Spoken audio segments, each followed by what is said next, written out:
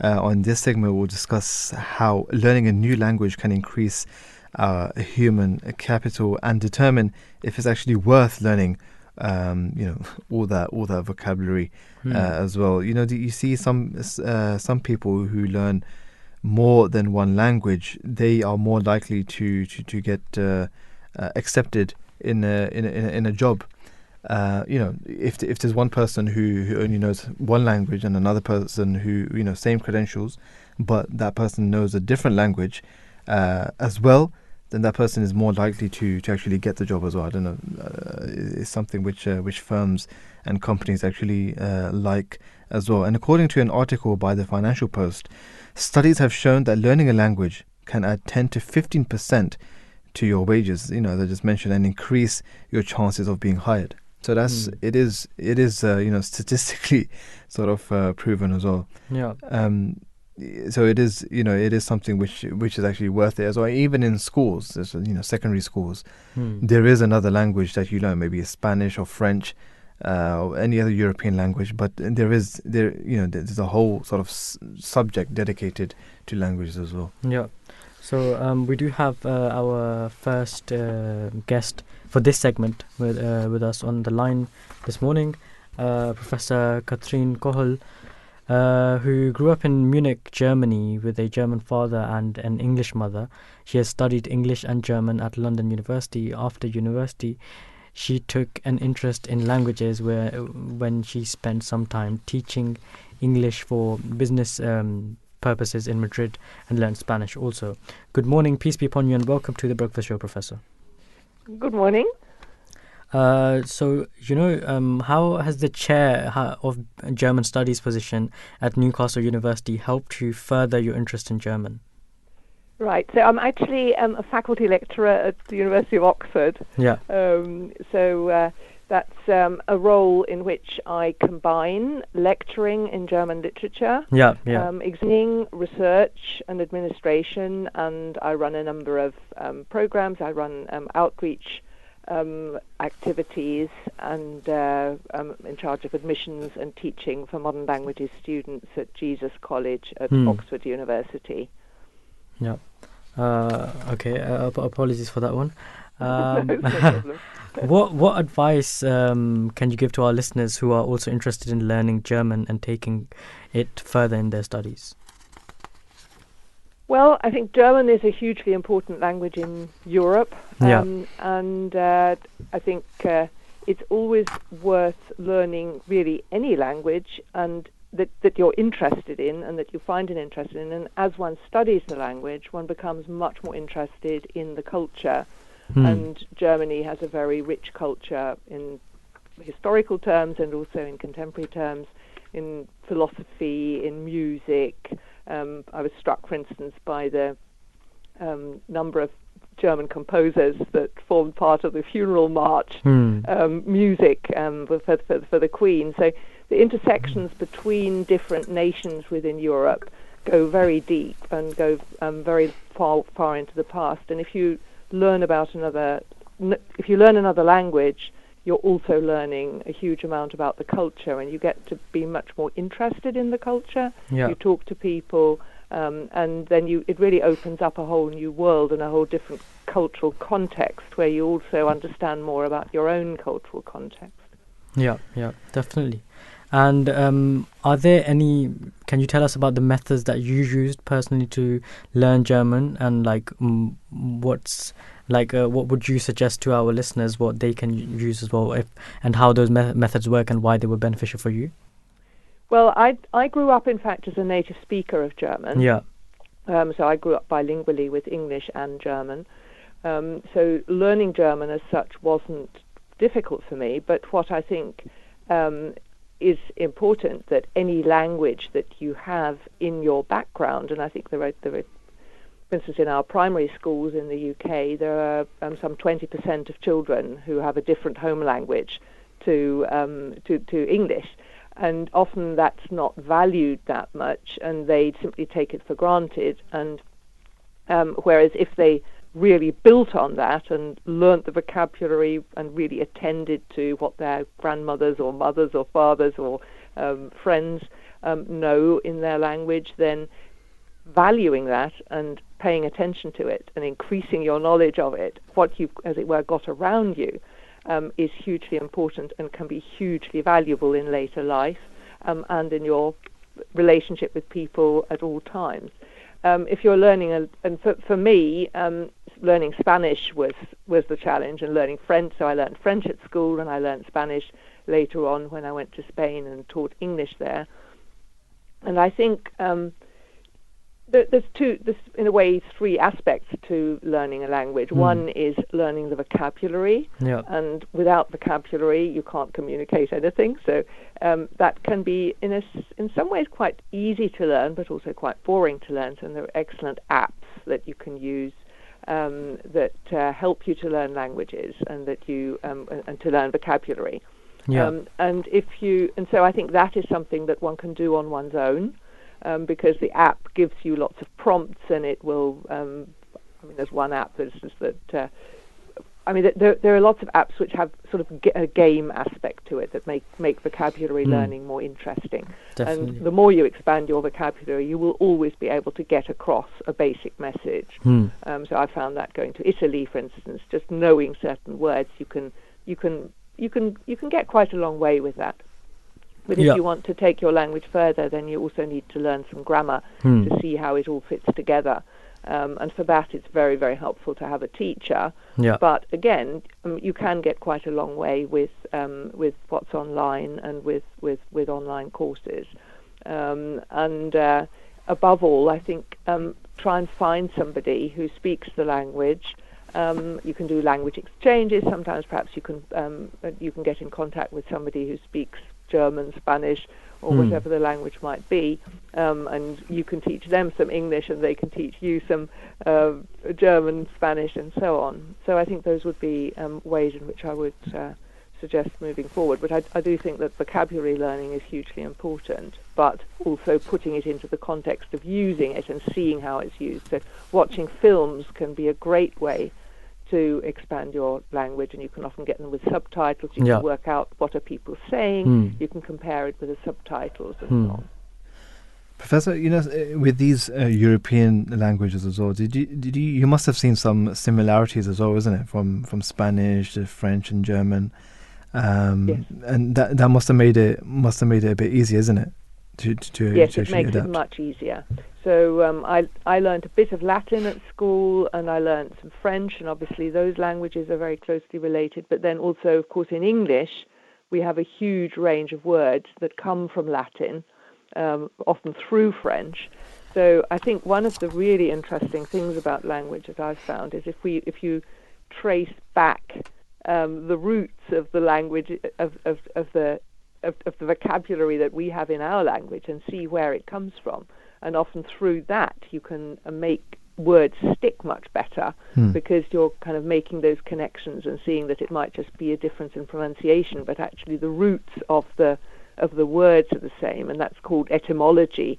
And there's a huge range of research on that, but it's also something you can do with if you get a big dictionary or look online and see what the etymology of certain words is. That can be absolutely fascinating to follow up, because you start seeing how interconnected all the languages are, and certainly, say, French, Italian, Spanish.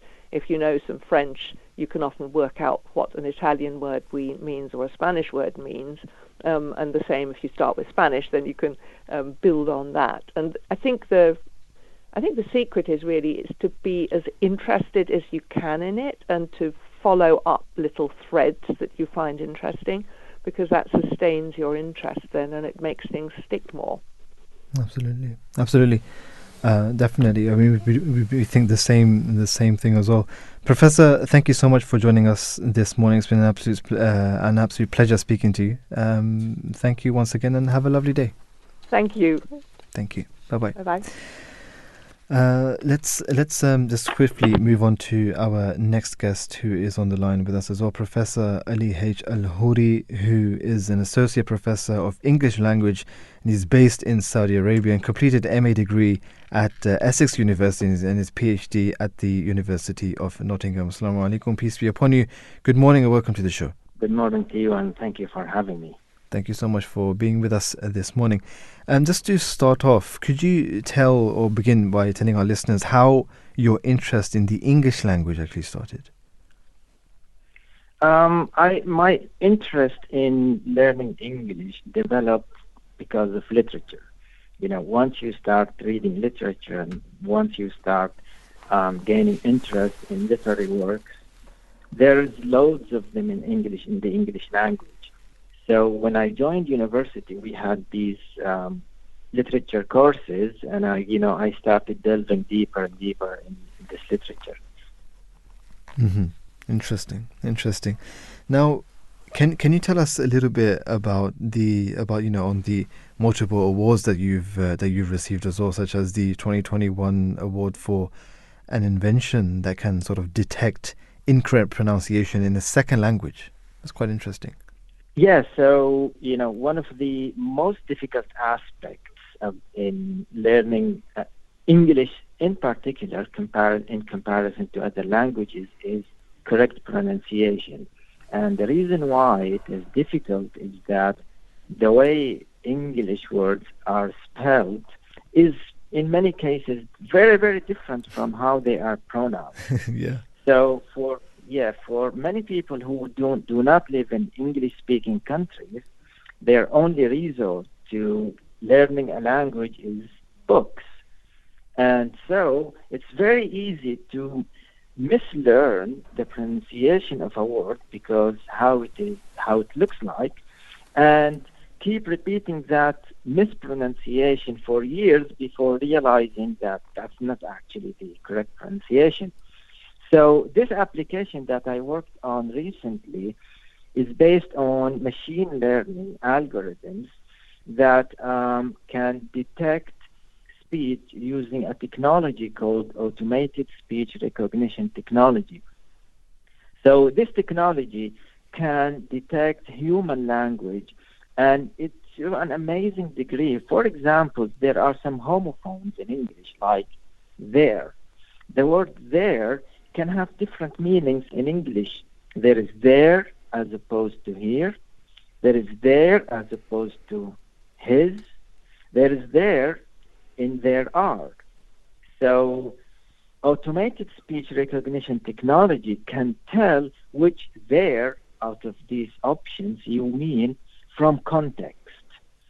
So this application is actually a ring that the learner can put on around their finger, and it detects language, and when there is an incorrect pronunciation, it gives a minor vibration that only the individual the user feels this vibration to realize that there's an incorrect pronunciation in their speech. So this is a discrete way that saves face, especially in conversations. Sometimes in some cultures, it's kind of rude to correct people's pronunciation, especially if that person is in authority, like a boss or something, or a senior person. There's a lot of face issues here. So this is a discrete and face-saving approach to detect pronunciation. Mm-hmm. So what are your suggestions for those people who would like to correct their mistaken pronunciation, when they learn a new language? Yes, so in any language, not necessarily in English, there is always different dialects and accents pretty much in every city you go. In fact, even if one city is big enough, you could have different accents and dialects in different parts of that single city, to the extent that some people may be able to recognize where you are from hearing you say just one sentence or even less. Yeah.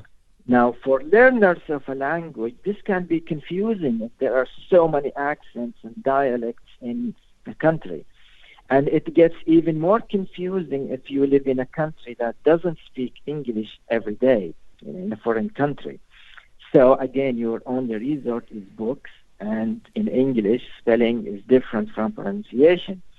So people in a foreign country can, we have technology nowadays, thankfully, like listening to the radio and TV and other means. So it's kind of easier nowadays, but still there are many low-frequency words that do not frequently appear in these shows, especially academic words and academic vocabulary that students need in their studies. So one tip for students is to learn the phonemic chart, which shows you how the language it is pronounced actually, but in writing. So today, in the past we used to use book dictionaries. Nowadays, most learners just simply use Google. They put in the word and just find out the meaning. And this is good and efficient, but the thing is, some people develop the habit of only looking for the meaning and not also the pronunciation. And they might be misled by how the word looks like. It might look like a simple word, but the pronunciation might be actually different because how English words are written. So, students should develop the habit of checking the pronunciation also, not only meaning of new words. Another tip is just record yourself. Again, we have these smart devices everywhere now, so it's easy to record yourself and then listen to yourself, or even better, film yourself talking and then look at it. You can see yourself, not just listen to yourself. It might give you a different angle of your pronunciation. You could also listen to somebody saying a group of sentences and then record yourself saying these sentences and then compare your pronunciation to that person's pronunciation. But anyway, what I should emphasize here is that correct pronunciation is not all about accent. One of the misconceptions is that learners think and expect that by learning a language means you also adopt British accent or American accent or Australian accent or whatever. But in this modern day and age, having an accent is no longer looked down upon. And in fact, many people would consider it a source of pride to have an accent from your mother language. And even on the BBC nowadays, we even see a variety of accents that are perfectly acceptable. So what actually matters at the end of the day is not accent, it's the intelligibility of your pronunciation. If you speak intelligibly, then your accent doesn't really matter, and perhaps more importantly, you shouldn't be ashamed of it. Absolutely. Just lastly then, what advantages have you gained from learning a new language like English? And if so, what are they? Yeah. So the typical answer you hear to this question is that learning a foreign language would broaden your scope, opens your eyes to another culture. But when it comes to English specifically, nowadays English is a global language, and it is the language of information. So as I said previously, now Google has become today's dictionary. But for many other aspects of life, if you have a problem with your car, Google it. You have a problem with in your computer, Google it. In fact, the word Google has entered the English dictionary as searching for information online. This is not true for other languages or many other languages. In many other languages, if you search for information online, you won't find much information. So if you don't speak English, in a sense, in this modern age, you are almost illiterate, because it's like walking into a huge library but you can't read any of the books. You have all this ocean of information online, but you can't read it. So, and this is for everyday stuff. when it comes to science, when it comes to technology, the situation is even bigger. So, some people raise this question, so why don't you use a different language, for example, to teach medicine, for example? There have been some calls to, for example, Arabize medical education. That is, use Arabic as the teaching language in programs for medicine. Now, this is not impossible, but it's very tricky. One reason is that, fields like science, engineering, technology keep changing and developing all the time. There is, in medicine, for example, every other day there is a new study with a new discovery. Now, if you translate textbooks into, one textbook into Arabic and assign it in a program, in a medical program, how are you going to update it? You need to have a system for updating it. Another problem, if students, say medical students, can't read English, how are they going to be able to follow scientific advances and read academic articles? This is a problem. And if they can't, how can they be abreast with the latest in their fields? This is a problem. So, there are many, many issues to consider before thinking to Arabize, technology or medicine or engineering, for example.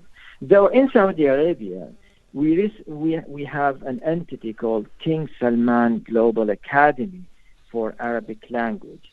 And this establishment serves Arabic language and has several programs to promote Arabic. For example, a recent and a very ambitious project they are working on is to develop key performance indicators of how widespread Arabic language is. And in my opinion, this is a historic attempt to measure Arabic language globally.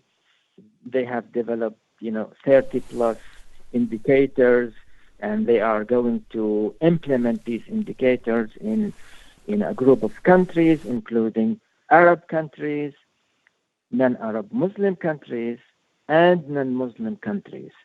And experts are eagerly Professor, awaiting talking about Arabic and how promoting this as well. I mean, we from the Ahmadiyya Muslim community, we also sort of promote that as well, and it's something which the founder of the Ahmadiyya Muslim community, the Promised Messiah upon whom be peace, he actually wrote a book which said that the Arabic is the mother of all languages as well. So it is something which is something which we promote as well. And we want to continue speaking to you as well, but because the time is coming a little bit short, thank you so much for speaking to us today.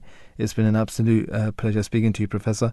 Until maybe next time in the future we will speak to you again. Well, thank you so much for your time right now. Let's swiftly move on to our next guest who is on the line with us as well. Another professor, Professor Xiao Lan Curdt-Christiansen, who is a professor of language and education at the Department of Education, University of Bath. Peace be upon you. Good morning and welcome to the show, Professor. Hello. Hello. Thank you so much Good morning to you. Good morning. Thank you so much for joining us today. To begin with, can you please elaborate on your role as a professor of applied linguistics in education at the Department of Education, please? Yes, as a professor of applied linguistics, I have several roles to play. First of all, for research, I help the department to develop research strategy related to language and education. For example, we set up research teams and identify the strengths of our colleagues and capitalize on the existing research activities. As the director of the Center for Research in Education in Asia, I also work with colleagues to generate synergies which contribute to building and enhancing the department's research environment. So my other role as a professor, of course, is involved in teaching. So for teaching, I'm involved in developing PhD seminars, teaching MAT program, and undergraduate courses. We have an excellent team or cluster at the department. We call it Language and Education Cluster, which I am the leader. Our cluster members specialize different topics related to language teaching and language learning. We have people working on, for example, learning motivation, language learning motivation, native speakerism, language policy, classroom discourse, teacher coordination, multiliteracy, and English as medium instruction. So our program contents are constantly renewed. We strive to keep our courses current, interactive, reflective, and challenging. I think this is my basic role as a professor in the department. Professor, how did what advice would you actually give to our listeners in learning another language? All advices I would give to learn a language, there's nothing really new or particular. You have to have an open mind and you have to be receptive. And if we think about how children learn language, they spend hours practicing, different languages they learn or they use. So they play with their dolls, using language to test, hypothesize, and to learn new things. You hear children talk to their toys. As an adult, I think there is no other way in learning a language other than practice and practice and practice. Practice makes perfect. So I think we also need to think about what your interest, what you are curious about, right? So if you like music and use music as a tool to learn a language, if you like reading and use reading materials as a tool to learn language. So these are basically, some of my own experience, based on my own experiences. I like music. I always listen to music, and I try to learn a few lyrics through sound. Interesting. I mean, there's different methods, and that's also, one method as well. Professor Xiao, thank you so much for joining us today. It's been a pleasure speaking to you. Unfortunately, we didn't speak to you that long because the news is looming as well, but maybe in a different show, we would love to get you on again. Thank you so much.